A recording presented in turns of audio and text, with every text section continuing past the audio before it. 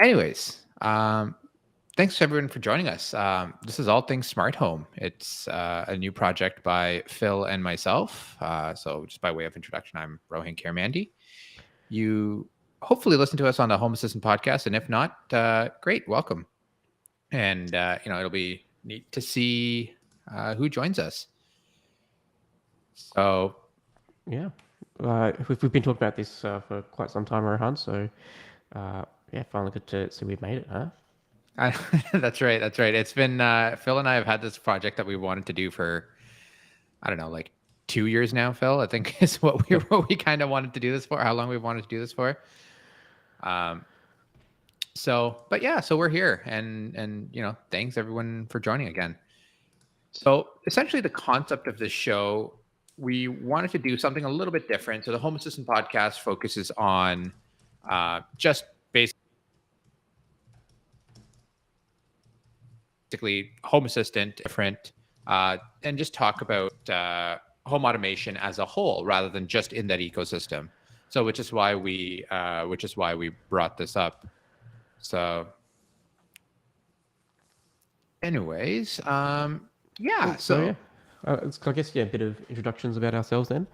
Um, so yeah, so I work as a web developer down here in Melbourne, Australia. Rohan's obviously in Toronto, Canada. So time right. difference is a little bit different.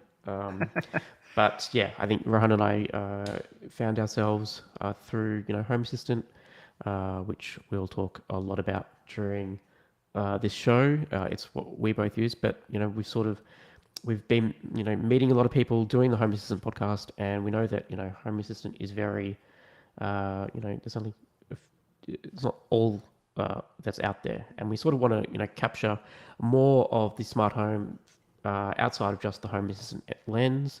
And this is why we're here. We're doing live. Allows Rohan and I to talk about the stuff we usually talk about offline anyway, and share it with the world because we are very insightful people, and we think you deserve to know. That's right. That's right. No, but yeah, it's and that's really what the show's about. And why don't we jump into it, Phil? So, I mean, I guess before we do that, for those of you watching, whether live or after the fact, again, time zones are a thing which Phil and I are very aware of.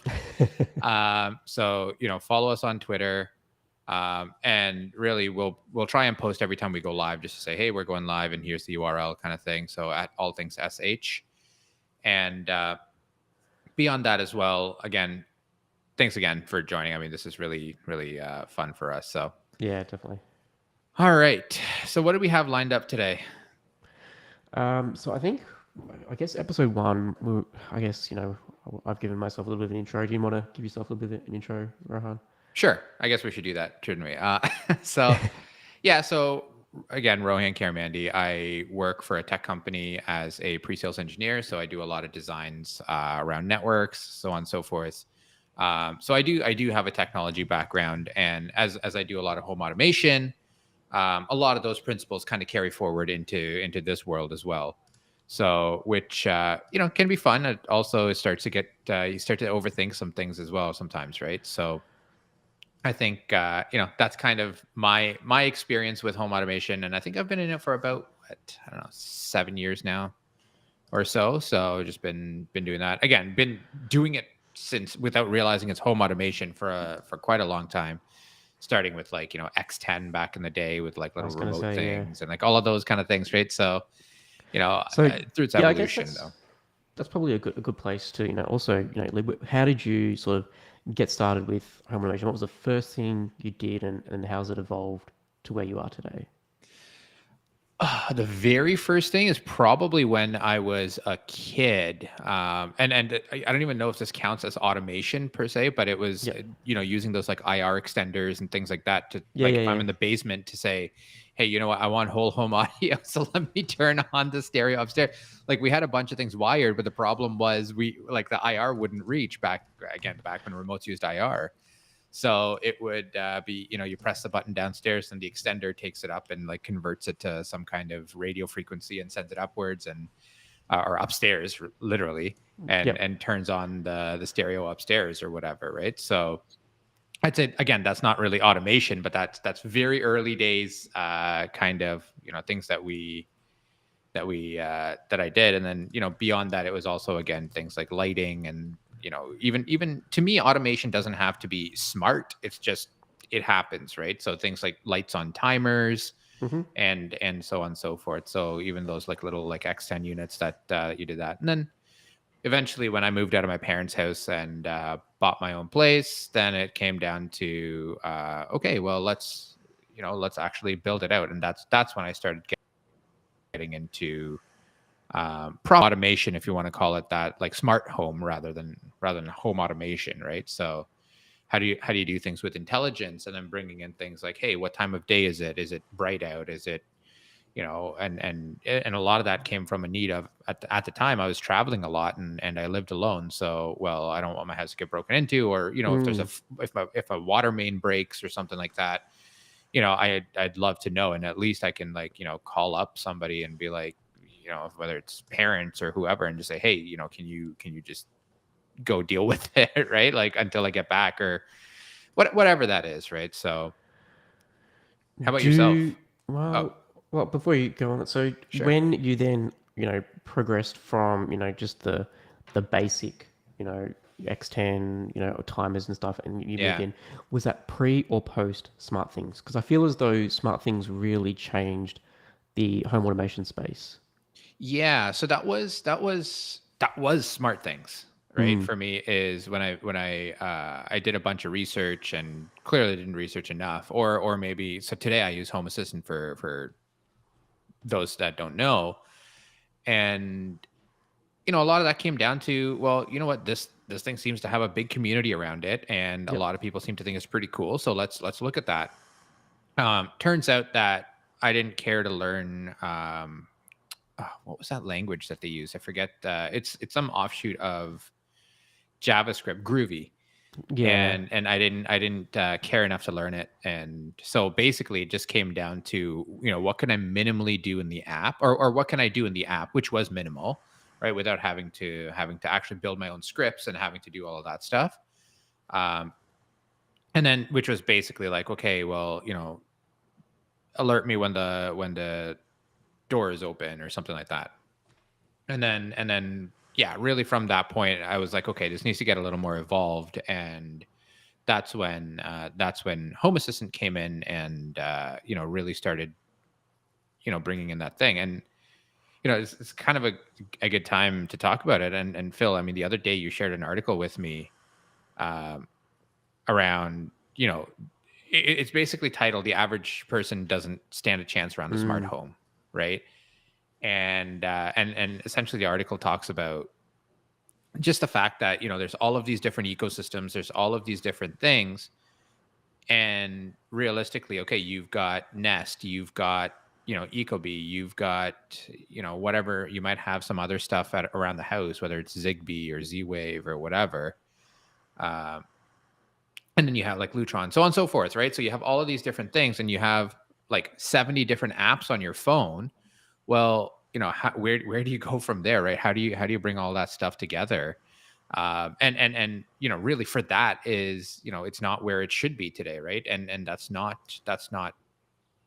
one ecosystem or the other. It's all of the ecosystems, which is the bigger problem, right? Absolutely. I think, having to, this is what's always frustrated me with, you know, going into a store and, saying anything, oh, smart home section, right? And you go, all right, that thing doesn't talk to that thing. And, how am I supposed to get that thing over there to turn off when this thing's on, right? Like, Yeah. there's no interoperability between one, manufacturers, and two, even just like standards, right? Like one Yep. thing could be using Wi-Fi and another thing could be using, like a 433 megahertz sort of, frequency, Yeah. right?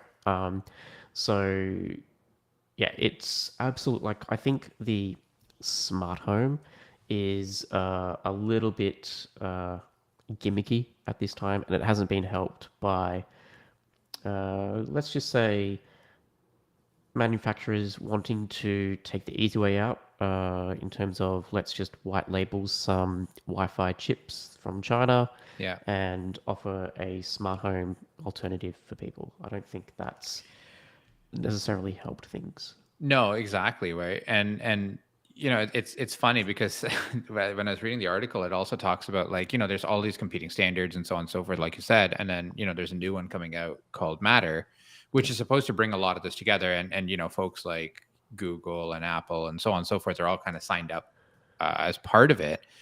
But it this kind of stuff always reminds me of the XKCD comic, right? Which is like, situation is that there's 14 competing standards, and it's like, that's ridiculous. We need to invent a Make a standard new, yeah. that brings it all together. Now you have 15 competing standards, right? And Yeah. to me, this is a perfect case of that, right? It's sadly, it almost needs to come down to, I guess, like back in the day, we had what is it, Blu-ray versus HD DVD HD, or yeah. whatever it was, right? So and Betamax versus VHS, kind of like Yeah.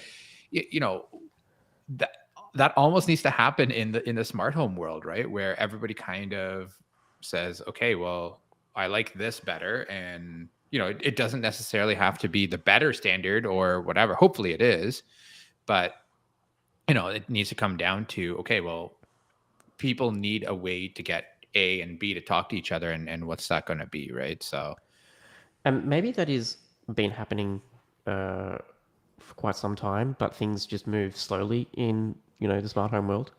I yeah, guess, people are putting devices into their walls and, once they're in, they're there for, many, many years, as yeah, opposed to, your VHS and your Betamax players that are, once they're gone in, 12 months, 18 months, oh yeah, I can replace it easily, right? yeah. So, Yeah. yeah. But that also ends up with, now you have, if I buy a house tomorrow or I rent a house tomorrow, I have like 14 different standards in there, right? Yeah, Like yeah. that I've now got to deal with, right? So that, to me, that's a big part. That's a big issue right there, in and of itself. So, but let's talk about you for a second, Phil. How did you Mm. get into the smart home, and how long have you been doing this? Where did you come from? Where I did you think, go? yeah, it's Got an idea. pretty much very much the same story as you, right? Yeah. So I remember I was still living with my parents. So it must have been just, and like still probably in high school or something, right? Sure. And I had, no, I must have been out of high. I had my own like TV, so it must have been just out of high school, right? Right. And That's how you I know when you have your own TV. exactly right. Like I had enough money to buy my own TV Yeah, that I yeah. wanted to buy, right? Yeah. So I remember I had, against the wall the TV, and there was these two lights next to it. Old school lights that usually they looked cool when they were on, but I didn't want to have to go and turn them on and remember to turn them off all the time, right? Like Yeah. classic first world problem. And I thought, well, wouldn't it be cool? I wonder if there's a way to have it so that when my TV turns on, they turn on. And sure enough, I think it must have been at that time, like literally, it was just X10 was the way to go, Yeah. right? So I got two plug-in modules for X10 and an IR controller, and I had a Harmony remote. So essentially, what you would do, you could start the watch TV activity. The Harmony remote was so old school that like it didn't have a touch screen or anything. Yeah. It was one Yeah. of those like you had The, to the, like the clunky ones. I remember yeah, that. yeah, yeah, yeah. And so you would type, this little pixelated screen would be like watch television or something, right? Like a popcorn or a TV, like a little TV icon. Yeah. So you'd press that, and you'd have to hold the remote at the TV. And if you Yeah. moved it while it was in the middle of doing its It's sequence of not doing it. things, Yeah. you then had to press the help button and go through a series of 50 questions of what's the state of everything, right? Yeah. Yeah, so and that's it. So it would send a command, the two lights would turn on. Do you remember the X10? You had those little dials to choose like which home code Yeah. you Yeah. Yeah. were. Like what Yeah, channel you want to be on or yeah, whatever, right? exactly right. Yeah. So yeah, I had that, uh, and then I was like, cool, that's nice and all. Now, how do I get it to, be on so I can do it from the computer? Because obviously I'm very Sure. tech focused. I was like, all right, let's do it. Let's make it, without needing the IR blaster. And there was an X10 like module that you could buy, but at that point, I think it didn't use USB. It was like the old COM port, and I was like, ooh, I've got a laptop. I don't have that COM port anymore. That seems to be going out. Yeah. I'm like, yeah, no, I'm just gonna avoid that. And then sure enough, sort of, life goes on. I left it for a while, and then when I came back, Z-Wave was the rage. Uh, Yeah, yeah. and yeah, I eventually moved into my own apartment, and I was like, that's it. Philips Hue had come out, Z-Wave was the thing to do. Yeah, and since then I've been Zigbee, Z-Wave, a little bit of Wi-Fi stuff. I've tried to stay away from Wi-Fi. I have my own opinions on that, which we'll, Yep. I'm sure we'll get into eventually. But yeah, so now I'm a 50-50 Z-Wave, Zigbee sort of thing. Interesting. Okay. I started down that road too, where for me it was actually Z Wave that I started on. Z Wave, Z Wave, Yep. whatever, Americanized or not. Yeah. Um, and it was interesting for me. I was like, okay, let's do this because all my door sensors and stuff for that. And I had read enough about the fact that Z-Wave was a proprietary standard, but because of that, there's also a lot more security into it. There's also a lot more consistency, and I was like, okay, I'm typically somebody that believes in more like openness and that kind of stuff. But I was like, Yep. okay, this sounds like there's a reason and there's something compelling. And my door sensors and stuff were all Zigbee. My lights were all Z-Wave, and what had happened is all of my light switches. So for me, I don't do like light bulbs. I'll do smart switches instead, and it's just a lot more user friendly, I find. But when I did that, when I had those, slowly one by one, about a year or year and a half in, they just started popping. Right. Like, so Really? one would just stop working. The other one, this one here, actually, the one above my head would start like, it'd start flickering a little bit. And then you'd hear like the electrical like hum coming from the light switch. Mm, And I was like, yeah. okay, this doesn't When does the fire start, basically? seem safe. So, so to me, it was like, okay, whether it's a matter of the actual product or the protocol or whatever, it doesn't matter. It's whoever builds it, and then the quality of that matters, right? So I ripped that stuff out, and all of that stuff was still running on my Smart Things hub, which was connected into Home Assistant, and being brought in that way, and being more intelligent that way, right? So as that came in, I was kind of like, okay, let's figure this out and get rid of that stuff, and eventually I moved to Lutron, which I'm fairly happy with. But yeah, no, same thing, right? Like for me, but now I'm actually 100% Zigbee and obviously Lutron for my lights. But Mm, wherever I can, I do try and go Zigbee, and I've been pretty happy with it. I know a lot of people do have issues with it because again, because it's an open standard, it's also open to interpretation, right? yeah. Is Yeah. especially working in my case in the networking world, you learn that very fast. It's somebody's interpretation of protocol whatever a is, and somebody else's interpretation of that exact same protocol are very very different, Absolutely right. and which is why you get inconsistencies and stuff. So it's trade off, but Well, it's interesting. So I, as I was 50-50, Zigbee, Z-Wave, and I thought I literally just moved into a house last month. So this is my first, yeah, non-rented house. So I've been able to, you know, congratulations. thank you. I've been able to, drill into things, actually put up hooks in the wall and not have to worry about having to take them down in 12, 18 months and patch where I've been drilling. But just on this weekend, I've been drilling holes into my doors to do recessed door sensors. And one thing I found, and I was, because I've been, tossing up, Z-Wave is much more expensive because you've got licensing issues and all that. So, Yeah, to buy a Z-Wave, door sensor, you're looking, probably double the cost or triple the cost of what yeah, the equivalent Zigbee sensor would be, right? yeah. And you've got 10 or so doors in your house. That adds up very quickly.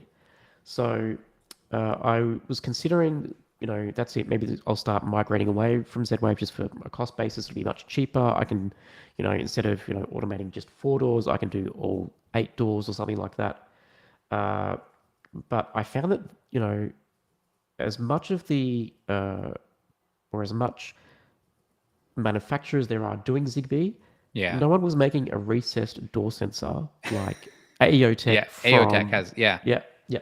And so that's what I got. I got a whole bunch of Z-Wave recessed door sensors. Yeah. They are drilled into my doors right now, and they're working great. I got a Yale smart lock. I put a Z-Wave module into that. I like Yeah. the smart locks because if I want to change to Zigbee later, I can just rip out the networking module Yeah. and chuck in a Zigbee one or a Yeah. Wi-Fi or a HomeKit one. I think they've got. Yeah. Uh, so I like that. But the next thing I think the big change is going to be light switches. Yeah. And the one thing that's really holding me back against Zigbee is just one, will it work with my controller? Is it going Yeah. to work with Home Assistant? Is it not going to work with Home Assistant? Are they going to be repeating like they should be? Like anything powered by Zigbee should generally act as a repeater, Yep. but it also depends on the controller. If it can, I've got experience, of things that should be routers not being routers because of the Yeah. controller I was using. So Yeah. Yeah. yeah, I just, for me, I like that Z-Wave just generally works. Yeah, yeah, and it's a bit of a trade off, right? So Phil, in your case, it's like you like the consistency, you like the reliability. For me, it's more of, well, it's honestly just cheaper, so I can stretch my dollar, right? So I can do a lot Yeah. more with what I want to do. But again, and then on the other side of things, there's Wi-Fi as well, right? Um, and at that point, from a Wi-Fi perspective, you now start to get to, okay, well, how many devices can my network handle, right? And you Yes. start doing a lot of those things, and a lot of these devices technically don't use that much bandwidth and stuff, Hmm. but you know it does add up though, right? And even when you're talking about like radio, like from a radio frequency perspective, there's a lot of noise that each device adds, and you're starting to build that floor. And don't get me wrong, Zigbee and Z-Wave have the exact same problem as well, but it's a lot less, because typically Zigbee Z-Wave devices aren't cloud connected, or they're not directly connected to the cloud, even though the Hmm. controller might be, depending on what you use. Um, but Wi-Fi, a lot of them do have straight up cloud connections, and with that now you're using your bandwidth, which fine. I mean, today is it as big of a deal? Depending on where in the world you are, it can be. Like I know for me in Canada right now, it's not as big of a deal. I'm not capped or anything like that, depending on your internet plans, right? But sometimes, I was seeing the other day somebody on in one of the Home Assistant Facebook groups was like, "Hey, I've noticed this, one, I don't know, whatever device is using like, use like 300 gigs of data," and I was like, "All What? right," like, and I think it was like somebody's like Amazon Echoes or Google Homes or something like that, right? And it's Yeah. like, okay, that's a problem, right? And I don't know if it was just miscategorizing, like, the router or whatever was miscategorizing their like Amazon Prime traffic or something like that. Hmm. Maybe, I don't know, but there is a possibility for that though, right? I think So it also comes down to the price, right? Like when something's being sold really cheap and it connects to Wi-Fi, and I don't know, I get a bit suspicious on why is it so cheap, right? sure. Even like to the point, we've all seen the scare campaigns around Google Home and Amazon Echo. They are so cheap because Amazon wants to spy on you in your home. Yeah. Like, yeah, it just, yeah, I feel as though Wi-Fi has that little creep factor for me in that it can see other devices on my network. It can see the traffic if it wanted to be a bit, you know, nasty on there and do Yep. something. Yep. It's also another entry point for a malicious actor, I guess. If how Yeah. many cameras? I think there's a website you can go out to right now and look at everyone that's got the default username and password set on their camera still, Yeah. and look at people in their bathrooms or out in their carport or something, right? Like, Yeah, it's totally creepy. Yeah, but and for me, that's one of those things. Just like, again, basic security principles. This is Rohan's PSA, right?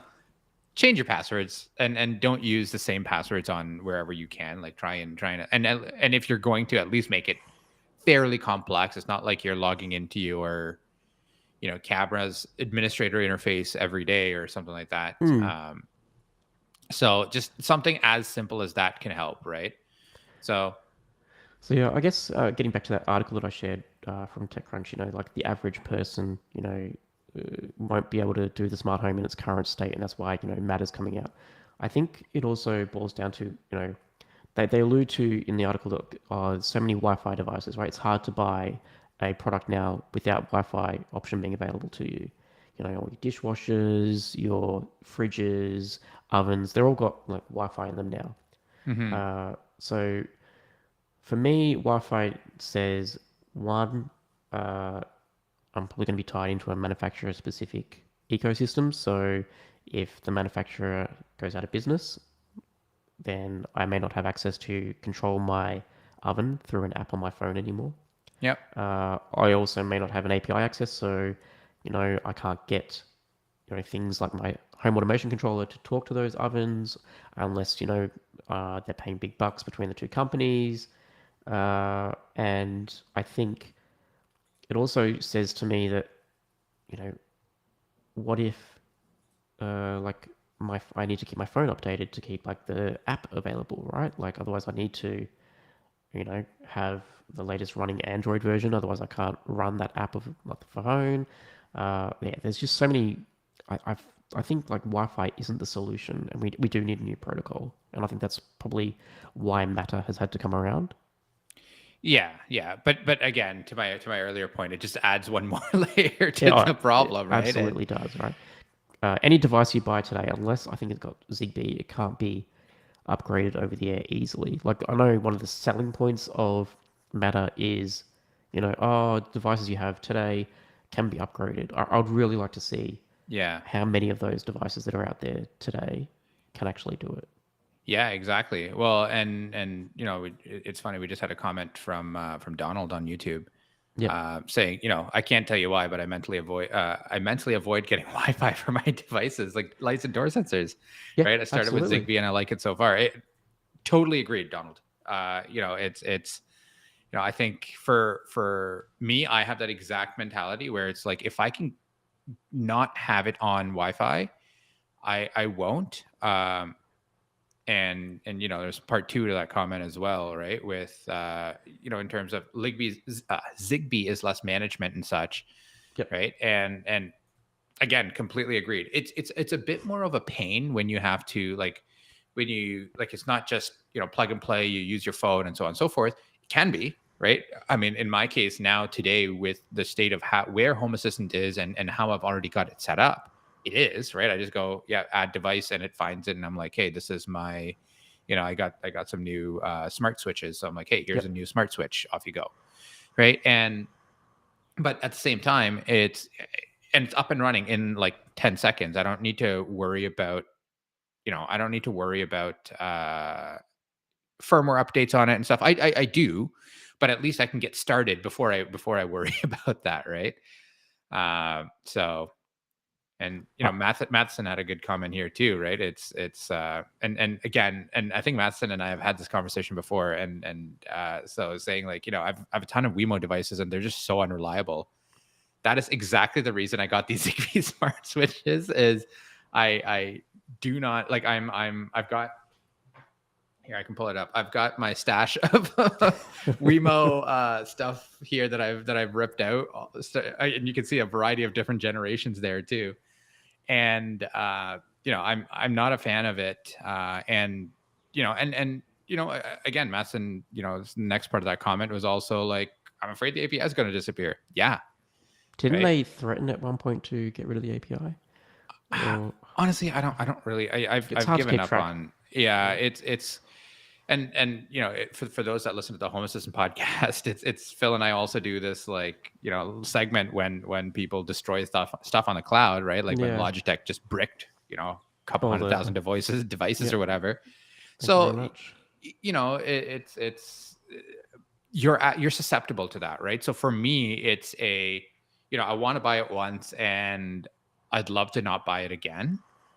Unfortunately, for my Wemo devices, I had that experience where, again, you know what, they did work, but they were just really, really annoying about it, right? Mm, And the stability was an issue, and then they were starting to move to where before it was locally controlled, so it didn't have to go up to the internet to go do whatever. So even if my internet is out, my Home Assistant instance, which is locally hosted on my house, in my house, can just go in and say, "Hey, go talk to whatever Wemo at like 192.168, whatever the IP address was. Go in and turn it on, turn it off." Well, that's also moved. It does still work, but as you start to progress things, the direction they want you to go, it starts to get up to the cloud, and A, you have a delay, but B, you're also reliant on your internet working, right? Which in my case wasn't a huge issue. My internet here is surprisingly reliable, I guess, a little bit.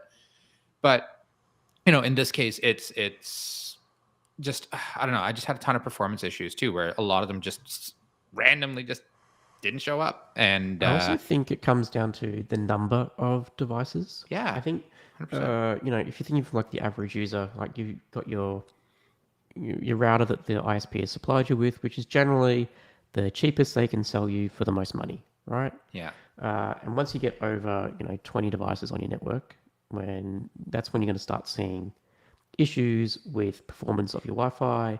And I was in the same boat, right? Like I was running this little, uh, you know, uh, I think it was a Netgear or a SUSE router. I was fine, just from the ISP. Yeah. And I eventually, I overly had a few Wi-Fi devices at this point, and things would just stop working. Like my internet would literally stop Wow. because Yeah. things like there was just too many connections to that router over Wi-Fi that the router just said, no, It it I'm can't done. handle it. Yeah, Yeah. yeah, Well, and again, and that's assuming you were. I mean, Phil and I just, in the few years of us doing a podcast together, I've come to learn that Phil's internet is usually pretty garbage, or with the at least at Australian his government. old place. Yeah. So but with that said, and Phil is probably in the top couple of percent at least probably of internet users who have actually somewhat reliable internet, right? Like you look at, even here in Canada, there's a lot of more remote places where you do have Yep, to use things like VSAT, or you have to use different technologies that are not really ideal. You don't have a cable coming into your house sometimes, yep, right? You got some crappy satellite link or something like that, right? And off you go. Now, I mean, there's newer, like Elon's got like Starlink coming up Starlink. and Yeah, all of that stuff. But again, and even that is still, isn't Starlink technically still in beta? I think it is. I think it is. Yeah, you got to agree to a whole bunch of stuff and all that. And But in all honesty, it's not inexpensive. It is quite expensive, oh right? yeah, yep, So, and that there itself is a barrier for a lot of folks, right? So absolutely, yeah, it's that's the other side of this is, from a social aspect, it's smart, having smart automation or smart home and home automation is very expensive. It's yeah, definitely a hobby that's like, you know that is not cheap, and you've got to have money to throw at it, essentially, right? Because stuff is expensive. Like I mean, even you look at a cheap smart switch is what, $20. The Wi-Fi ones at like mm, Costco, like, sometimes you can get them on sale for like $10, whatever. Okay, that's kind of reasonable, but 20-25 bucks on average, you're looking at 50 to 60, right? For anything, if it has the word smart in front of it, right? Off you go. But yeah. It's crazy, right? Like yeah. I. There's just one thing I just don't like about like seeing Wi-Fi on a box is I just don't know, am I going to have local control of that device, or am I going to have to do a round robin to do an action of my device? Like an example, I purchased what's called the Brunt blind engine.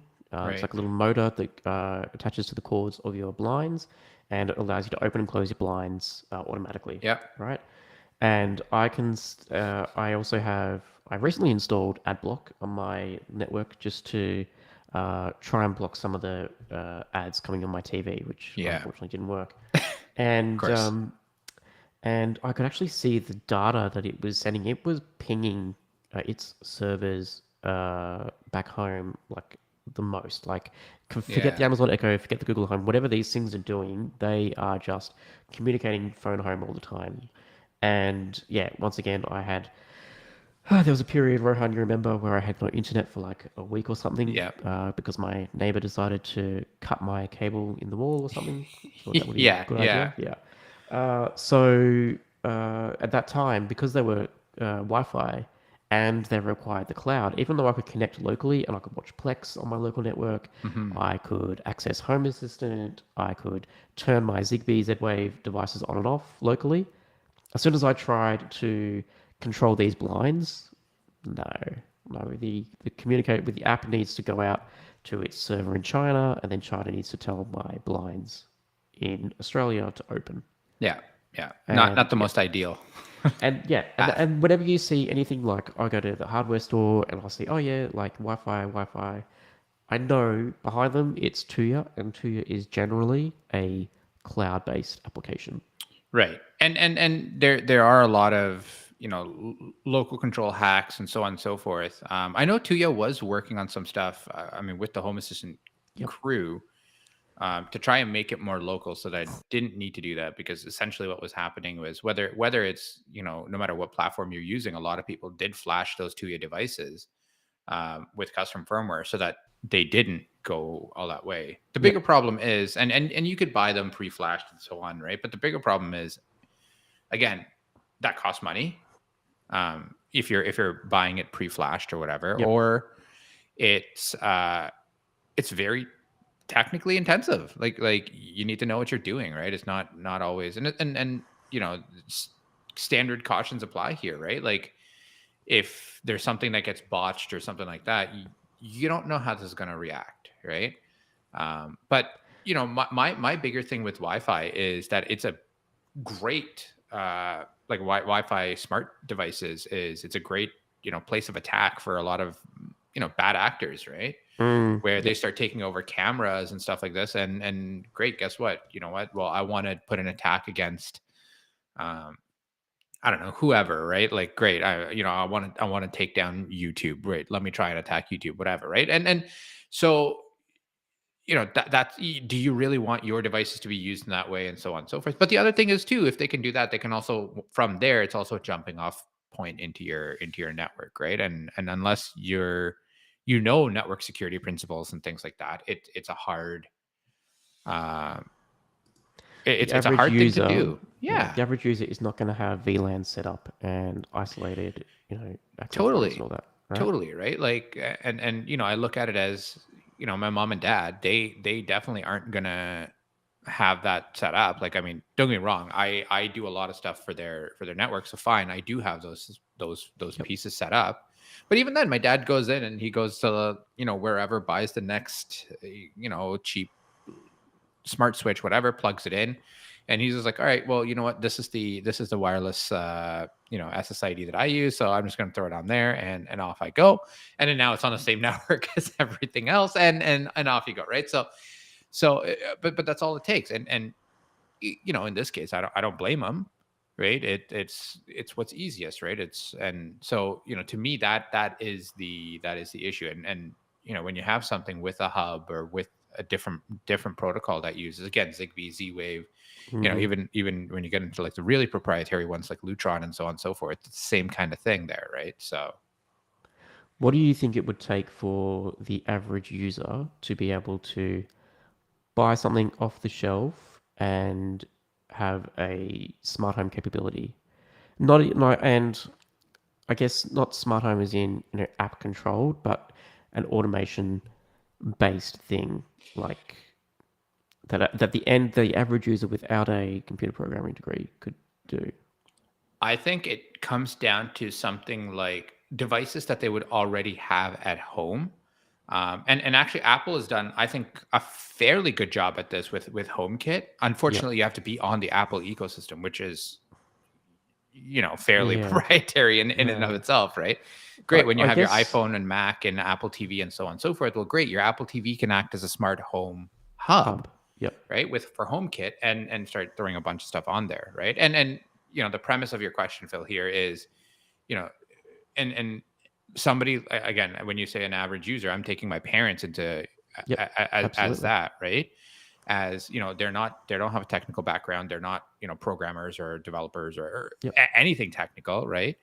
And how does that translate, right? So for that, to me, it has to be something that easy.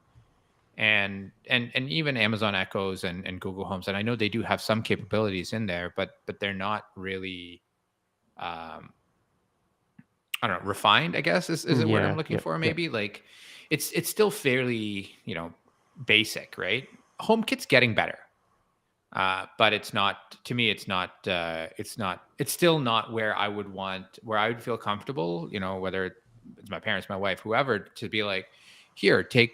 Where I can hand them a smart device and say, okay, go operate it and make an automation that does this, this, this, Mm. right?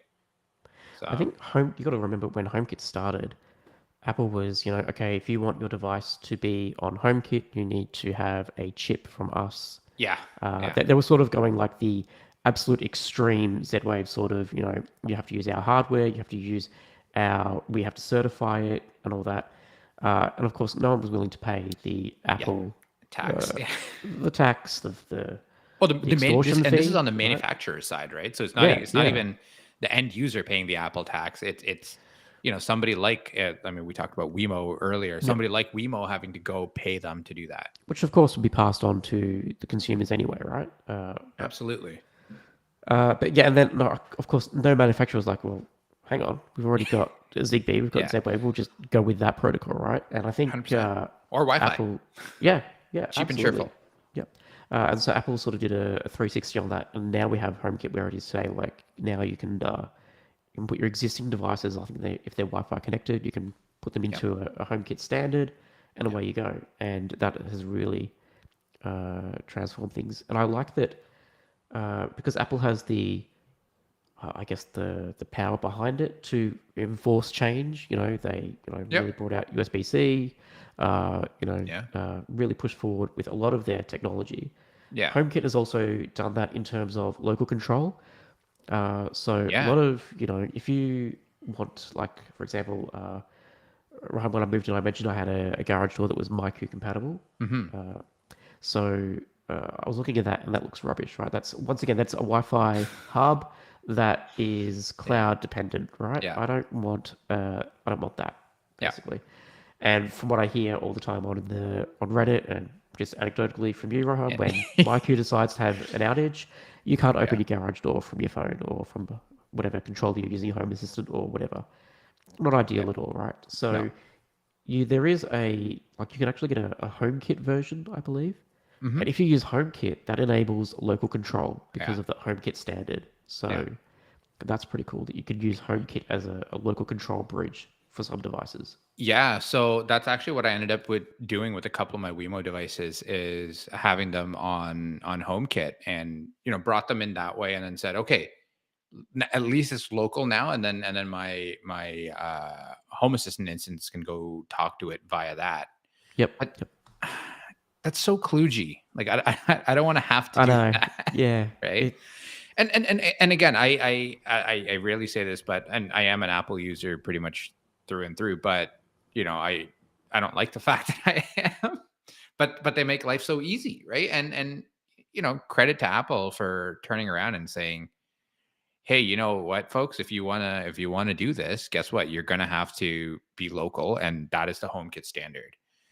Yep, And yep. And not give another option away, right? Like, yeah. yeah, yeah, and because even from Apple's perspective, they don't want to have to go manage all of these different connections to Mm-hmm. different people's clouds. I mean, I can start my own smart whatever device and say, okay, well, you know what? Here, I'm going to take this and go ahead, Apple, build around my ecosystem. Right? Apple doesn't care to do that, so it is a blocker, right? But yeah. Yeah, it's very interesting, I think. Yeah, yeah. But and I know a lot of other, even from a networking perspective. I mean, taking it back to security for a second, I know there's a lot of companies looking to make it easier, right?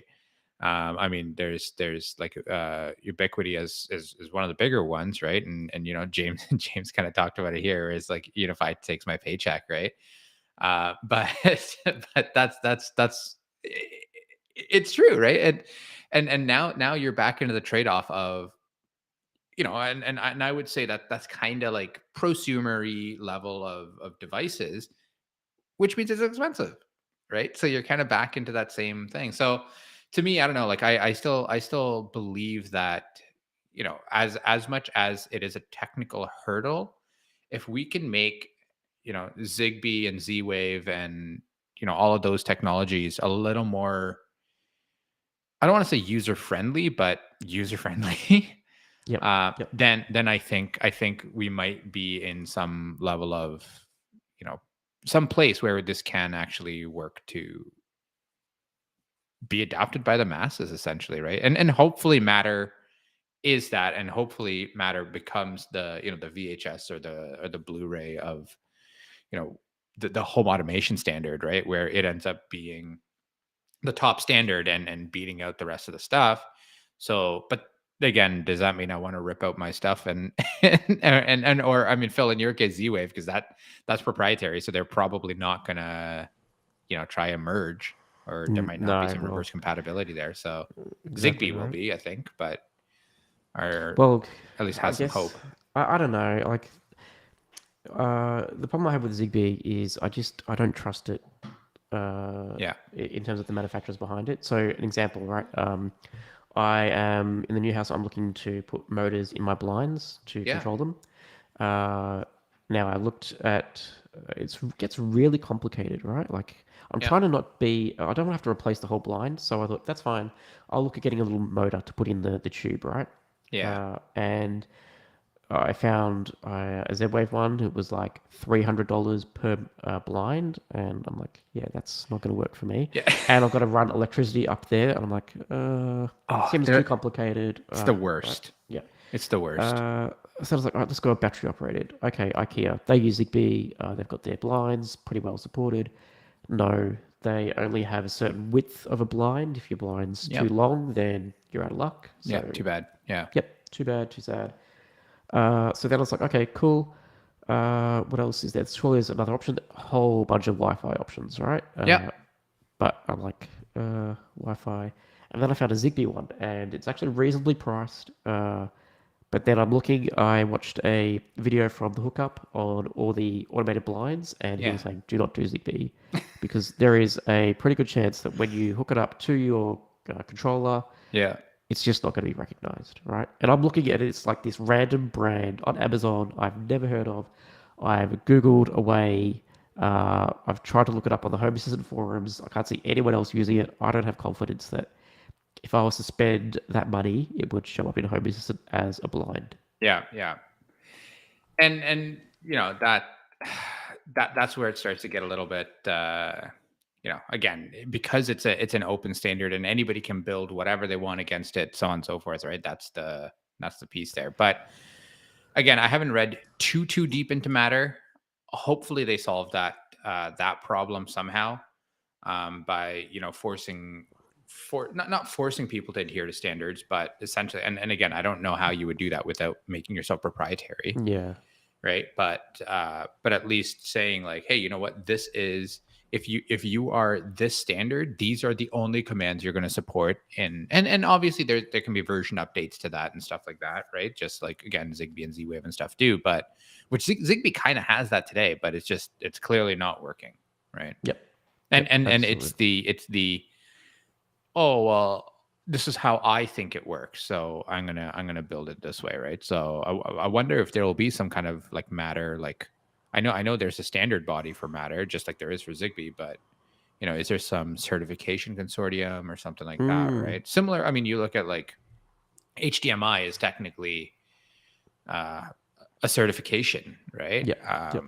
And you know, for you to have that logo on there, you have to pay, you know, Somebody to be able to, whatever, whoever yeah. that is, to certify HDMI stuff. And the trade-off is, you know, it's certified against a specific standard that meets that device, right? And then you know, if you buy something else that's not specifically certified, then it's like, okay, your results may vary, right? So that's kind of the piece there. But I don't know if they would do something like that. So So I think there's like two fronts that need to be attacked. Like there's the protocol and the connectivity between devices, and I think the next front that needs to be attacked is like the usability in terms of you know how the average person can create automations and stuff. I think Smart Things was a big leap forward in that, and I think it got a mhm. lot of people into the smart home because it was the first consumer grade affordable device that was Yeah, also powerful enough that people could do some advanced automations in a simple way that the average person could do it. Yep. But they also had that layer underneath, when you wanted to do some advanced stuff, you had that groovy language that you could use. Yeah. I think, SmartThings was the first one to do that. I think we sort of need that again. Maybe even like, as much as I hate to admit, like an IFT sort of interface Yeah. for, like the smart home, right? As a device to do it against. Yep. Yep. And there's hope yet. Let's see. And I know Google and Amazon and stuff are looking at integrating Matter as well. And Yep. if that's the case, then great. Give me a nice simple UI doing exactly what SmartThings did for you know whatever Zigbee, Z-Wave, Wi-Fi, all of those Mm, things back then, right? Bring that in and let's have an easy, simple, I don't know, nice standard, right? That yeah. that works. But I if Amazon and Google Home, like I know their UIs and stuff on their apps have come a long way, but I don't know. I'm still not a fan of using those. Like I just like I, genuinely as someone who's technical, and maybe this just this is just a statement about me, but I'm going through it and I'm like I don't know where this thing is. Let me look here. Let me look there. Blah blah blah blah blah. That can't happen because as someone who's interested in this stuff, I lose patience, Yep. right? So Yep. I think, yeah, I know the article alluded that TechCrunch article alluded that a lot of people were using, the Amazon Echo and the Google Homes as their smart home hub and where everything goes to. But you've got your automation layer, like your routines I think it's in the Amazon Echo app. It's still a cloud-based thing, right? Like if your internet yeah, goes down, those routines aren't running. yeah, So yeah, I think we just need a device or a system out there that's accessible and can be run locally that allows people to go, oh yeah, essentially I should be able to go over to your house, Rohan, and over dinner you're saying, oh, and in blah blah blah, it might be Home Assistant, it might be whatever device is out there. I set up this, and people should know what that means, right? yeah. Because in your home you've got one and you've done the same thing. Yeah. Yeah, Yeah, exactly. It's not as cool as it is to say that, oh yeah, when, the lights turn on at this much before sunset and stuff like yep, that, like as cool as that is, for you to have something and I guess in my case for me to have this and that maybe a visitor at my house doesn't and they're like, "Whoa, this is neat." It'd be even cooler if everybody else had it too, right? yep, Like it's to me it's open it up to the masses but right now it's not there. And you and I've talked about this 1,000 times on the podcast too, just about from a home assistant perspective. yep, But I'm taking a bigger lens and just saying things with like smart, not the brand smart things, but smart home yep. stuff, whatever you want to Stuff, call it, yeah, right? Like yep. so, but who knows? Well, hopefully, again, there's hope yet, but let's see. So I guess what we've rattled on about the smart home stuff for quite some time. Probably a good point to wrap it up. But I guess where do we want to go with this show? I guess we're gonna try and keep it to a monthly release schedule for the moment. Yeah, We obviously this video will be on YouTube, so you can catch up, and we'll have all the episodes up on our YouTube channel. Please like, share, subscribe. The usual stuff. Thumbs up if you can. Really helps us. I know this is our first episode, so not expecting hundreds of viewers today. But yeah, we're going to try and grow this. Rohan and I really love the smart home stuff. We don't want to take away yeah, from the home assistant side of things at all. We want to keep that still chugging along. This is, just allow us to do something a little bit different. We're also open to any comments, feedback, if you've got suggestions on what you'd like to see us cover in the show or how you'd like to see this show run. We're very early days. We want to make this a community show as well, and how we can, sort of bring light to things and help out. I know I've got a whole bunch of projects I want to do around my new house, so maybe we can do some live streams against. yeah, And Rohan, you can ping me on my decisions on that. Yeah, but absolutely right. Like, I think, yeah, totally. And give us your ideas of stuff you want to hear us ramble on about too, right? And again, Twitter at all things yep, sh. And if you prefer email, still maybe you don't have social media, whatever. yep, that's fine. Feedback at allthingssmarthome.show. We'll get a website up soon. It's been on my plate for a while. I'm sorry, it's coming. We'll also get a podcast up. So if you don't want to watch all the time and you want to maybe listen to the show in the car, we can have we'll have a podcast version as well coming out soon as too. Yeah, exactly. And hopefully all things work well. This is the first time Phil and I have done, a live thing on Twitch Yeah. and YouTube. It was interesting. I actually noticed a while ago, Matheson mentioned that Twitch had a lot less delay than YouTube. So, Well, yeah, I said when we first started, I'm like, I don't think we're live on YouTube. I can't see the video on YouTube at all, but there it was. Yeah. yeah, exactly. So I guess a little bit of a slow start there, but hopefully everything recorded. And again, we don't know if it didn't. Our bad. Yeah. Yeah, that's it. Cool. That's episode Perfect. 1. Thank you That's very it. much.